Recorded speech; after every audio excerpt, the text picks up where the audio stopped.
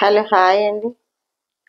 Money plant కోసము money ప్లాంట్లో పెట్టే కాయర్ స్టిక్స్ 4 తెప్పించాను. ఇప్పటిదాకా ఎలాగంటే అలాగా మనీ ప్లాంట్స్ అల్లుకొని అలాగా ఉన్నాయి, కిందకి స్ప్రెడ్ అయిపోతూ కొన్నిసార్లు మట్టి నేలలో పెరిగి మట్టి నేలలోకి దిగిపోయి వేర్లు పెంచుకొని అలాగ ఉంది. ఎలా అంటే చిక్కిరి బిక్కిరిగా ఉంది. ఎప్పటి నుంచో స్టిక్స్ కొనాలని ఉండింది. స్టిక్స్ అయితే కొన్నాను. ఇప్పుడు అమెజాన్లో వచ్చాయి. ఓపెన్ చేసి చూద్దాము ఎలాగున్నాయో. ఇదిగోండి, ఇవే స్టిక్స్. ఇవి ఓపెన్ చేసి చూస్తాము ఎలాగున్నాయి ఏంటని.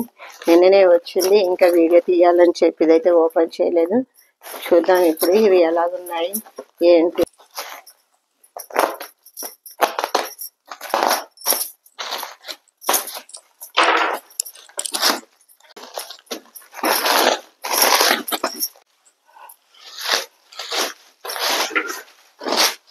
ఇదిగోండి, మొత్తం 4 స్టిక్కులు, చాలా లైట్ వెయిట్.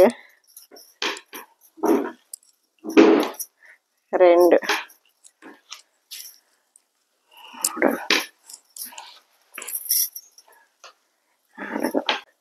4 feet హైట్ ఉన్నట్టున్నది. ఇది ఒకటి ప్లాస్టిక్ పైపే, ప్లాస్టిక్ పైపుకే ఇలా కట్టారు. ఇది ఫస్ట్ టైం ఇది నేను అంటే వేరే వాళ్ళు పెట్టడం చూసాం, కానీ నేను చేతిలో తీసుకొని దగ్గర నుంచి చూడడం ఇదే ఫస్ట్ టైము. మనీ ప్లాంట్లు దండిగా ఉన్నాయి. ప్రస్తుతానికి 4 తెప్పించాను. ఇవి పెట్టి చూసి మళ్ళీ ఇవి ఇంకా ఒక 4 దాకా అవసరం పడతాయి. మనీ ప్లాంట్ మొక్కలకైతే పెట్టేశాను. 4 రకాలు అయితే ఉన్నాయి అన్నాను కదా. 4 రకాలకి తెప్పించాను, ఇంకా ఉన్నాయి కానీ నిదానంగా తెప్పించాలి. వాటికి కూడా మనీ ప్లాంట్స్ అన్నిటికీ చక్కగా పెట్టాను. ఈ మనీ ప్లాంట్ చూడండి అసలు ఎంత బాగుంటుందో. ఈ ప్లాంట్ నాకు చాలా ఇష్టం. ఇంకోటి కూడా ఉన్నది, ఇదైతే బ్రోకన్ హార్ట్ అంటారు.